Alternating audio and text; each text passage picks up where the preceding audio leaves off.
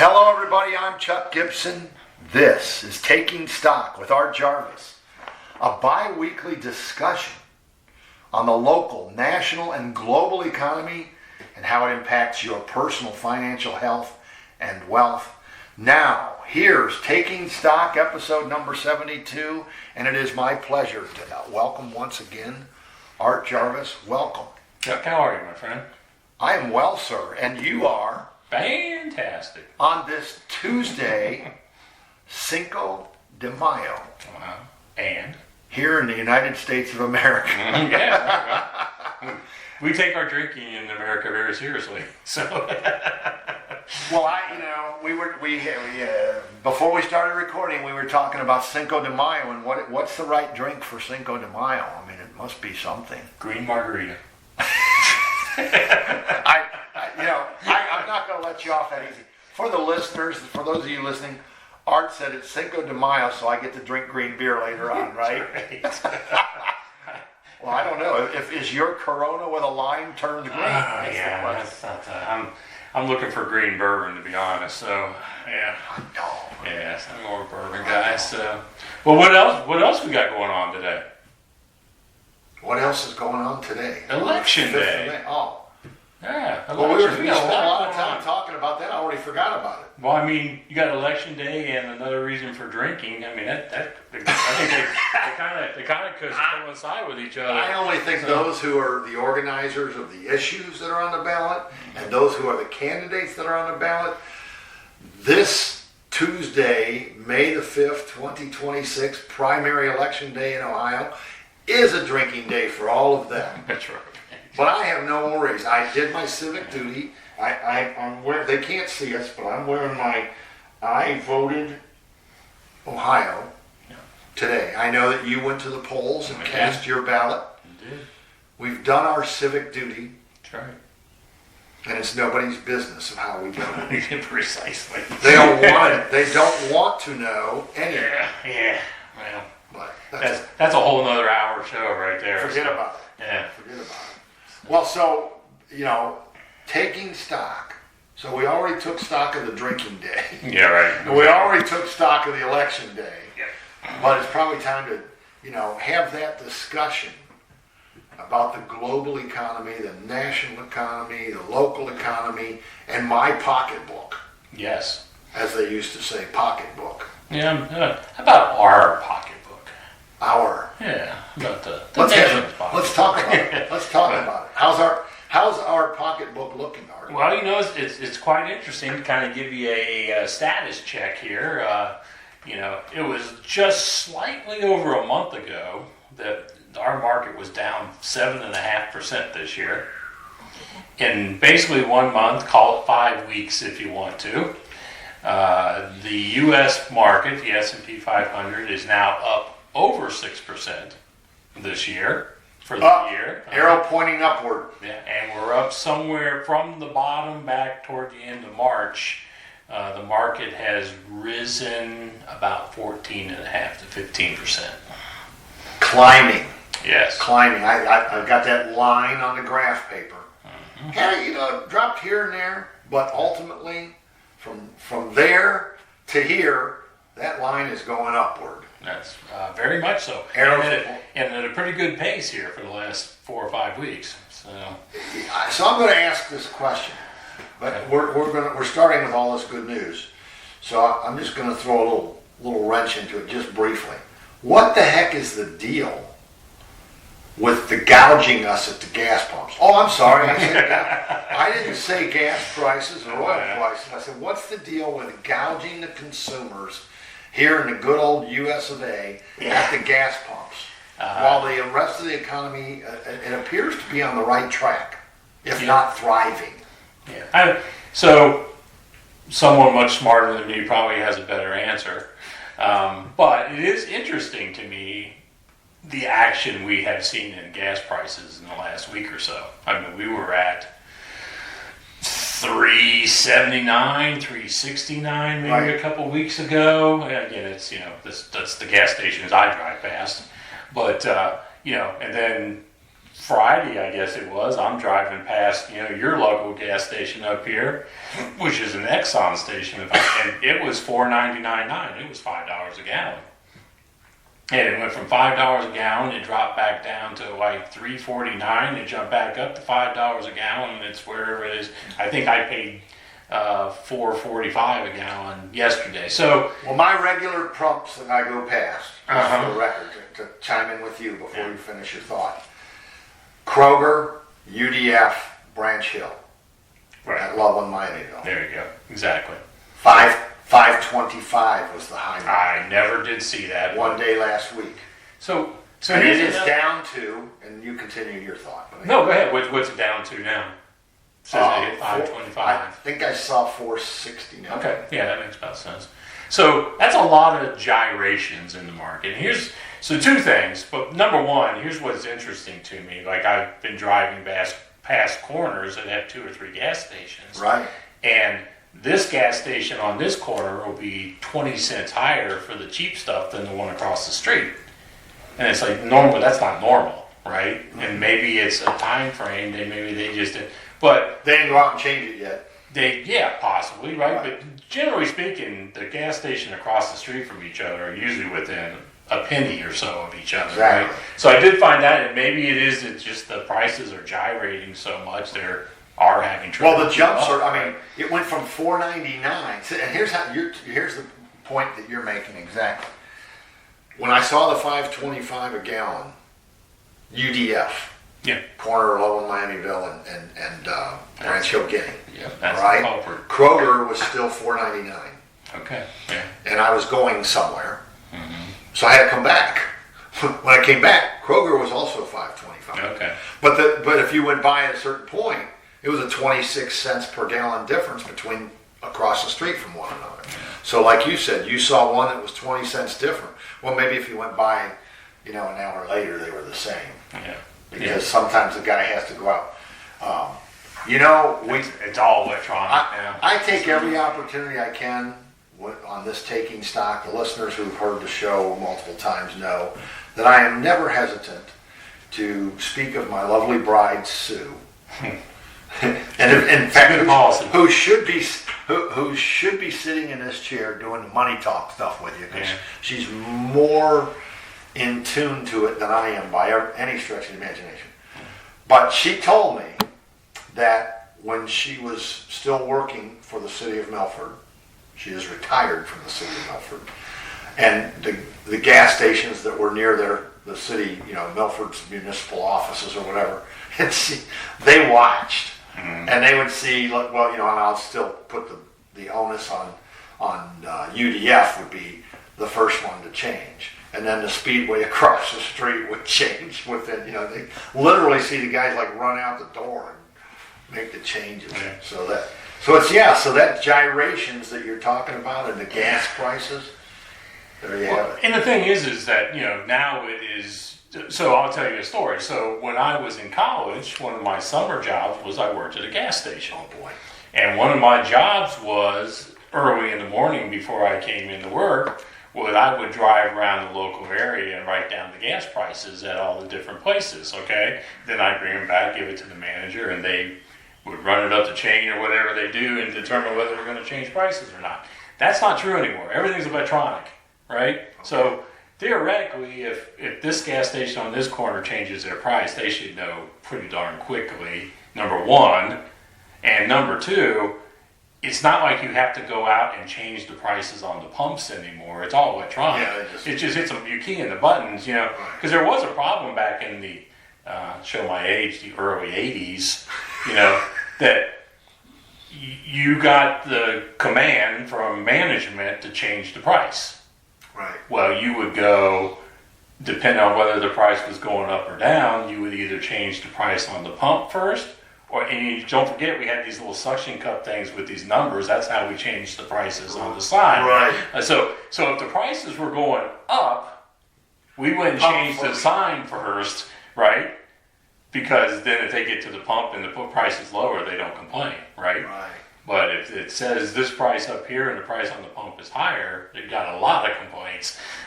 So you did have to. It took time. Is my point there. it doesn't take that near that long. But I think, Well, you know what? Even the signs now, no more suction cups. The signs are electronic. It's all electronic, yeah. Unless you're out in the middle of nowhere. But the 2 points. One, 2 weeks ago when we were sitting here, oil was right around $88, $89 a barrel. Right, and it had come down from 120. Yeah. Approximately. It jumped back up to like 117, 118, and right now we're just kind of banging up against the $100 per barrel mark. So from last week to this week, oil did jump up 20% at least, right? So gas prices going up makes sense, but there is a lot of bouncing around going on. But there's also a whole lot of information, some of it good, some of it not so good, about what's going on over in Iran and going on with the Strait of Hormuz and all that stuff. So yeah, you've got that going on. So I don't like it, and to go from 369 to 525 is what you saw. I mean, that's substantial. Okay, and then here's the other point. Like, we can sit here and talk about it bouncing around all over the place, but here's the problem. If you're paying $5 for a gallon of gas, that is very harmful to certain people, right? I mean, they're trying to make ends meet, and gas just went from whatever, use easy numbers, $3.50 a gallon to $5 a gallon. I know, it was about a dollar, anywhere from $1.25 to $1.50 increase. Yeah. So their fuel when you start going up, multiply that by gallons to fill the tank, you just took $15 or more out of somebody's wallet. That's hard. And then you got to make a decision. Either you start carpooling, or that money, that extra almost 40% that you're spending on fuel, that's got to come from somewhere else, right? Yeah, and you and I sit here afraid of those stories that are out there it comes off the dinner table. Mm-hmm. People are suffering situations that they shouldn't be suffering. Yeah, you're literally sometimes not just the dinner. Sometimes not just the dinner table. Now they can't make rent, or they can't afford their drugs, and that kind of thing. Their prescription drugs and things. So yeah, people. I know. Clarify that. Yeah, we don't. I don't really care about. I'm not even touching that.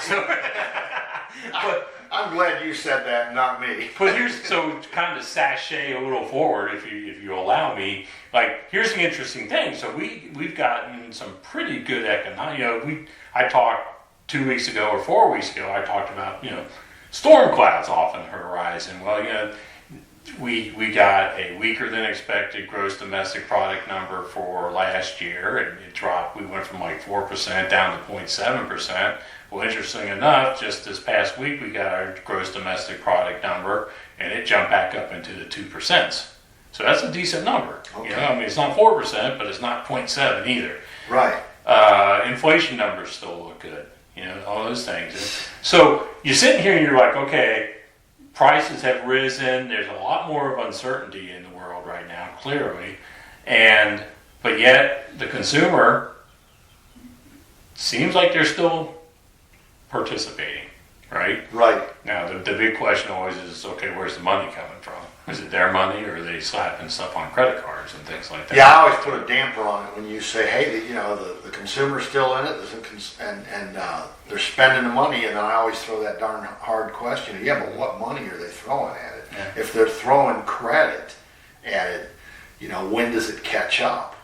Yeah. And maybe that drop, 2 weeks ago was an indicator, but then things settled a little bit again, and of course, people got their tax refunds. And there is that also. You're right. It was a little economic boost in everybody's household, potentially.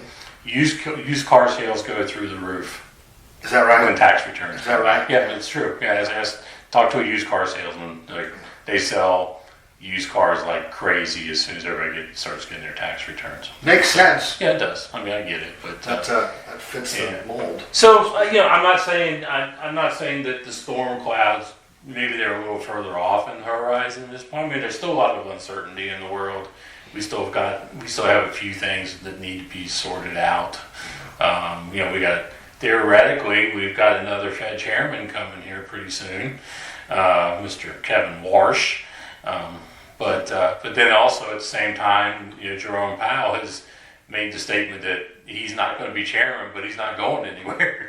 He's going to become one of the governors. So, I'm glad that you brought that up because I almost forgot. I had absolutely planned to ask you what you thought about that bold statement, "I'm not leaving." Yeah. And that is an anomaly because they always leave. Yeah. Once the chairman and then no longer the chairman, they leave the board. And so he is going against the grain. I didn't like, personally, Chuck Gibson speaking, I haven't done any polls to see how the general feeling across the board is from all the people in the United States and our nation and how they feel. But personally, I did not like his statement that went with it. That he has to protect against, whatever. Well, and that's the problem. But here's the things that I have been reading and some of the statements I've seen is that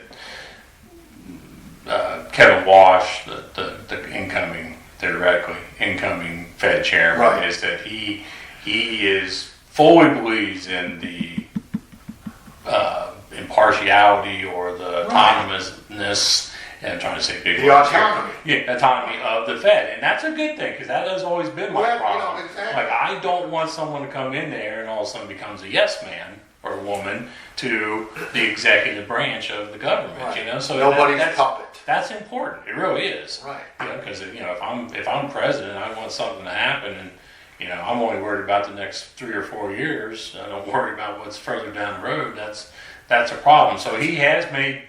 And again, you got to decide whether you trust him or not. But he's made many statements that is kind of the way he leans. The other interesting thing is generally speaking, for a number of years in the past, the Fed has been pretty closely aligned with each other. There hasn't been much dissension on the Fed. So when they're doing their votes and things, they are split right now. I mean, I think whatever the numbers are, 3-7, 3 to 4, 4 to 3. There's some people that want to lower rates. There's some people that there's some people that don't want to. There's other people that they're not all on the same page. They are definitely not on. And so here you have Kevin Walsh coming into this group of people that are not on the same page. So he's already going to have to manage that going into it. So I can definitely see in this kind of situation where Jerome Powell would definitely want to stay in the mix. So. He's taken a pretty good beating, and I've been very vocal about it. I didn't like many of the things that he had done, especially back in 2021, 2022, and things like that. But he's been punched in the nose a few times, sometimes rightfully so, sometimes not. But yet he still wants to stick with it. So it's like, you got to give him a little bit of credit for that, I guess. But so it'll be interesting to see the dynamics that start to develop, and do we start to see moves by the Fed that are not necessarily reflective of what all the governors are saying, right? So, if you've got 3 people saying one thing and 4 people saying another, what does the Fed chairman do? Right? So, and I'm going to back up again because we're going forward because Walsh is coming in, potentially. What is the legacy of Powell? Who's writing the book? Right. That's a great answer. If I'm writing the book, I'm not that. I would not paint it as a very positive legacy. I think what happened in 2022 with hyperinflation and things like that, was severely damaging and will continue to be damaging to our economy and to our national debt and things like that. So, well, and it's a great answer to who's set it up. Right. Who's writing the book? But the truth lies in the facts. So his legacy has to be written on what actually happened during his term as the Fed chairman. Yeah. Well, during his time, I should say. What did he have to deal with? He had to deal with COVID, pandemic, right? He had to deal with hyperinflation. He had to deal with a president who is very vocal and not, doesn't exactly. And then didn't have to deal with a president for 4 years who didn't say anything. Yeah, right. Just let him go. So, yeah, I mean, it's about managing the situation, right? Yeah. The biggest point. How did he manage the situation? And the facts are the facts. So that's the book. I don't care who writes it. It really comes down. It depends on which book you're reading, because if somebody writes that book that's most favorable, it's got a good beat. It's easy to dance to. if somebody's writing that book that's most favorable and paints a really rose-colored picture of Jerome Powell's time, then, who reads that and says, I don't think so. Yeah. But who writes the book that is straight facts? Then again, it depends on who reads it. Says no, because they felt one way or the other. I could see where someone could write a book that would be very harsh. Right. And I don't think that would be completely accurate. Right. I could see someone writing a book that is, like you just said, just kind of with rose-colored glasses, right. And I don't think that would be accurate either. I think, there's an instance, where I think he did a poor job. I think, unfortunately, that was a job not well done in something that was extremely important. You go back to the COVID stuff. I tend to give everybody a little bit of grace because they were trying to work through something that they didn't quite know what to do with, right? So absolutely. You got all these different personalities trying to make all these different, this person makes this decision, and half of the people think he's brilliant, and the other half thinks they're nuts, right? So they tried to do the best they could, but really, when you pump, this is basic economics. You pump $6-7 trillion into an economy, into a market. You have to be ready to deal with inflation. That's college economics 101. I got you. So that's kind of where I fall to. So if I was going to be hard on him, I would be hard on him on those kind of things. But and again, we, in spite of me not really being a huge fan, I think we've had much better Fed chairmen and women in historically before him. But I was pretty vocal that I really didn't think we needed to lower interest rates during 2025, 3 times in 2025, and he fought it. I mean, I give him credit, but yet we still lowered rates 3 times in 2025, and all 3 of them I was just kind of like, I'm not quite sure why we're doing that, So, but again, no one's calling Loveland, Ohio, and asking me my opinion on interest rates. So, well, is the economy sailing along smoothly or rumbling across the railroad tracks? Those little rumble strips that are on the side of the road if you get out of your lane? We're kind of bumping along on those right there. We keep veering out of the lane. Yeah, it's making noise and it's getting your attention, but we're not going over great big huge speed humps either. So the oil's the thing. If we could get oil back down into the 80s, that would be a very good thing. If we could get gas back down low 3s or below $3 a gallon, that would be a very good thing. We need that. The longer that would if we stay at $5 a gallon for an extended period of time, it's not a good thing. Right. So, well, somebody named Art Jarvis in a conversation I had with him yesterday. Well, we're either going to get to $3 or we're going to see $6. I mean, it's. So how do you feel about that? 24 hours later after having said. We're one good decision and one bad decision from something substantial, right? Right? I mean, the fact of the matter is apparently Iran and the U.S. were taking shots at each other yesterday, right? But yet the leaders are saying we're still in a ceasefire. Okay, well, I'm not sure how that works from a definitional standpoint, but yeah, so they're still trying to talk things down, right? But we're shooting at each other still. If something bad happens in that strait, that could easily send oil prices much higher, which means gas prices could go much higher, and that's not a good thing. Or we get a deal, we come up with a peace agreement, and the oil and everything starts flowing freely through there, and all of a sudden gas prices drop substantially. So, that's the problem. It's kind of a coin toss right now, to be honest with you. There is way too much analysis that has to be done for me to understand if our oil, USA, doesn't come through those tankers that are going through the Strait of Hormuz. Which, by the way, live audience, raise your hand if you heard of the Strait of Hormuz before March of 2025. Right. 2026. Yep. Oh, I don't see any hands going up. Right. Well, that might be different. Now we all know the name Strait of Hormuz. But, the analysis or the explanation I need is like, that's supplying China. Mm-hmm. That's supplying Russia. That's supplying Iran. It's not supplying the U.S.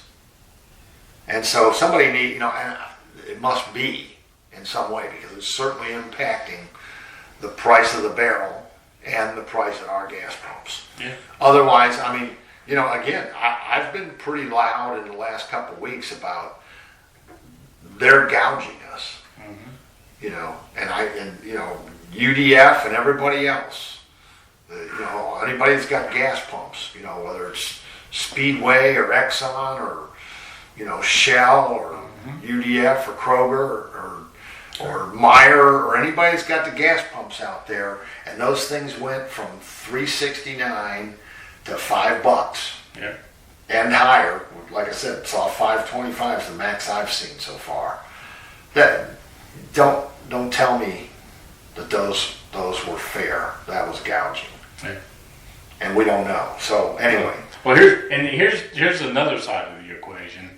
Is we're sitting here when we talk about petroleum prices and things. We're talking about gasoline. We spent the whole time. Oh, I know. That's a lot. We could probably pick out 50 things in this room that has petroleum. Yeah. Plastic. Got a couple cell phones and a recorder and some glasses and some picture frames and a computer. How much petroleum goes into every single one of those things. Our lives are not just gasoline. Gasoline is what keeps us moving, but what we use petroleum in our daily lives and our manufacturing and all that stuff is substantial. Well, all of these products that you just mentioned have gone up as well. Yeah. But the one that we see daily that impacts us directly is the gas pump. Right. It's just, everybody knows that. That's what everybody talks I'm about. I'm not saying something everybody doesn't already. Yeah, nobody says my cell phone went up 10%. Gosh darn, that is oil prices. You don't have that conversation, right? Now they might be having an iPhone. Yeah, we don't want to get into that discussion on cell phones or whatever. But, yeah, we'll forget that. Is that what they still call them cell phones? Nice. I Well, thought it was smartphone. just smartphone. I'm an old man, you know that. It's a one-word thing, device, because nobody even knows what it is. My cellular your device. Your device, your mobile device. Yeah. Make sure you bring your mobile device with you so we can scan your ticket or whatever it is. Yeah. That's a whole nother show. But well, we got about 2 minutes. These big old phones will become, and I call them big right now. They'll become something completely different, and I might be sitting on the front porch drooling on myself when that happens. But there's more things coming down the road, and we'll have to learn to adjust. Well, the road we're traveling today is not that bad. Getting back to the positives where we began this show, I told you before we ever turned the recorder on that today's Taking Stock, we're going to start with some positive signs. I was going to let you, because you told me about them, not because I wanted you to, but you told me there are these. So let's start there, and then let's recap. What are the positive signs right now in our economy? Well, in our economy, and from an economic standpoint, the inflation numbers still seem to be reasonable, and the consumer who's 70% of gross domestic product seems to be continuing to spend money. So they're not battening down the hatches. 1 and 2. Yeah. So.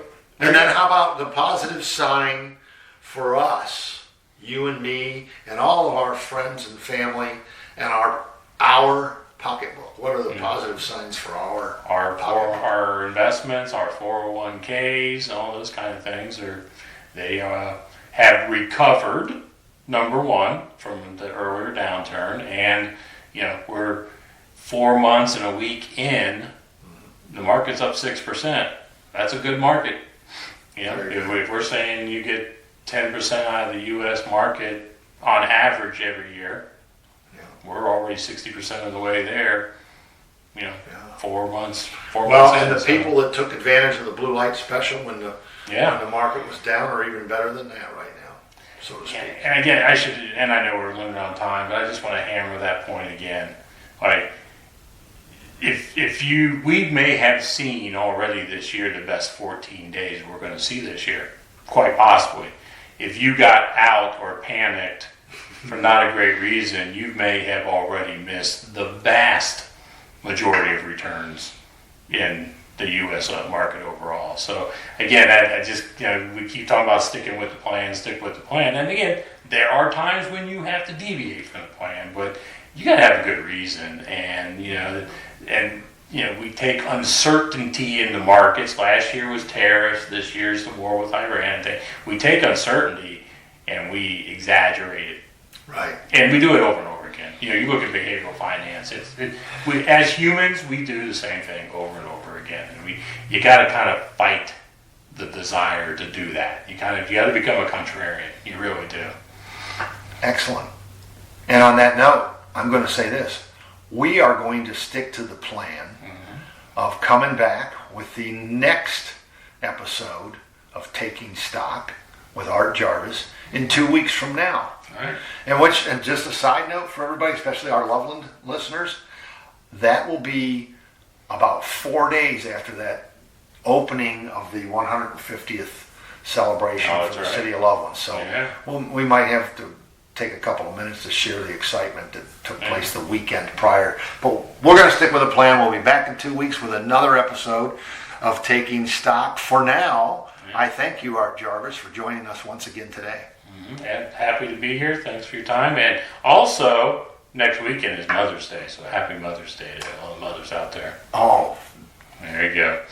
Perfect. So, on that note, I will chime right in. Happy Mother's Day this weekend to all the mothers out there. Thanks again, Art Jarvis, for joining us. For now, I'm Chuck Gibson, and this is Taking Stock.